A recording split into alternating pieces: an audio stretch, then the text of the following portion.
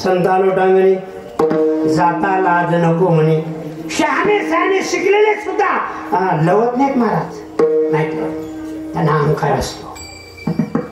पण ज्या घराण्यामध्ये आल्या आल्या दर्शन येते, लहान मुलं मुली सगळे दर्शन घेतात, सांगायचे त्यातले संस्कार फार चांगले आहेत. आणि अशा संस्काराच्या ठिकाणी लक्ष्मी नांदते. कोण? लक्ष्मी. आणि ज्या घरी ताठ आहे लवत नाही, अहंकारात आहे.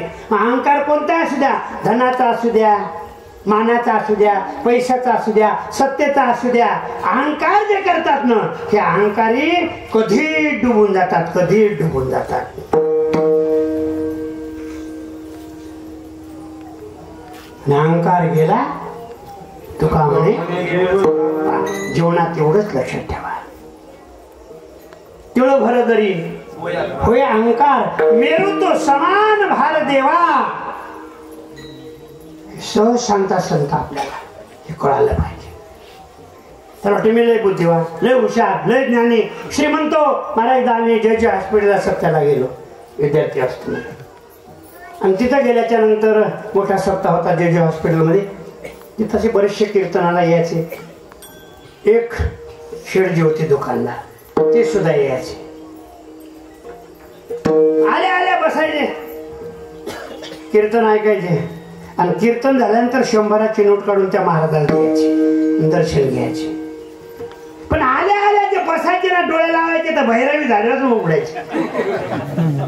एकदा सोडलं, शेडचे तुम्ही कीर्तनाला येता आणि आल्या आल्या डोळे लावता तर भैरव झाल्याच उठता, 100ची नोट देता, काय नेमकी भाजली काही कळत नाही. आणि मला खरं सांगा, घरी 5 गोळ्या झोपच्या खाऊन झोपीत नाही, पण कीर्तनात येऊन बसलो, डुकरी लागली, भैरवी झाल्यावरच कळते संपलं कीर्तन. 5 गोळ्या खाल्ल्यापेक्षा 100 दक्षिणा दिलेली पुण्य होते आणि झोपायला लागते. आपल्या इकडं नाही तसं काय. बोलणं चालणं झाल्याच्या नंतर जास्त प्रेम पडलं. म्हणजे महाराज आता सगळे विद्यार्थी एकदा चला ना आपल्या घरी चहाला. म्हणजे चला. पण विद्यार्थी वर्ग वाहणारा सारखाच असतो.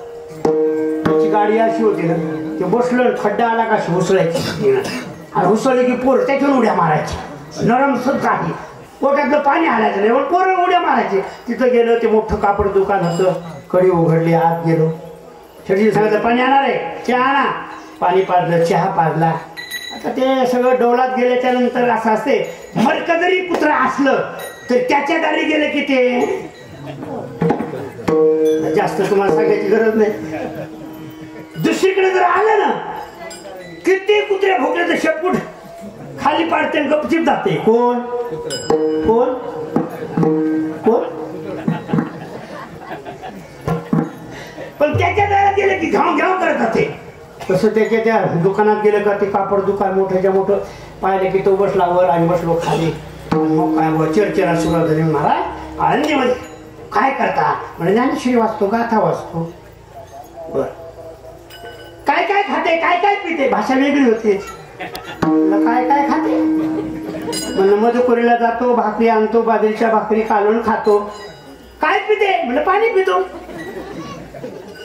त्याचा ओघ जरा वेगळाच होता. महाराज आमच्या प्रश्नाचं उत्तर द्या तुला. मग म्हणे महाराज एक सांगा. म्हणलं काय? तुम्ही गुळ खाते? म्हणलं हो. गुळ खाते. ऊस? म्हणलं खाते.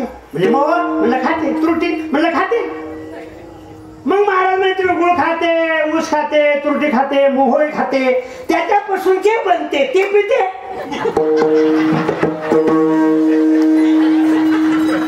बोलता बोलता टाकलं पेचत आम्हाला.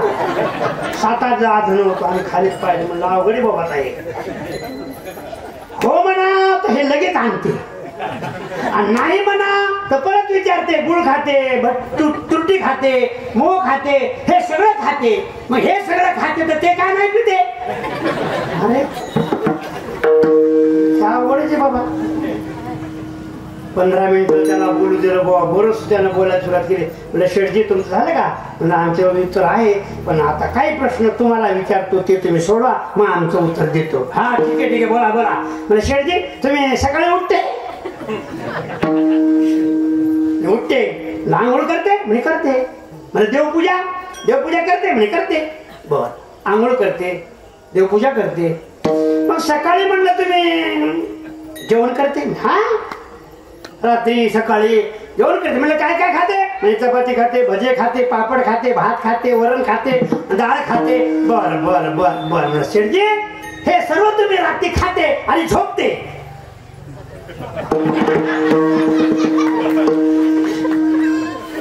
हे खाल्ल्याच्या नंतर जे तयार होते ते खाते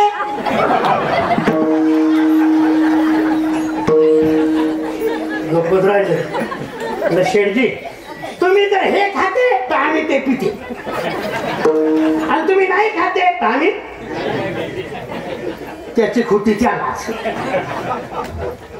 वारकरी संप्रदाय साधन धर्माचे पालन करणे पाखंड खंडन हेचे आम्हा करणे काम बीज वाढवावे नाम तीक्ष्ण उत्तरे हाती घेऊन नाही भीडभाड तुका म्हणे मोठे तुमच्या घरचे सत्यवान तुमच्या घरचे पैशवान तुमच्या घरचे अधिकारी तुमच्या घरचे पण संताजवळ आले ना तर पहिलं नारदाचं दर्शन घ्यावं संता लोटांगणी जाता लाज नको म्हणे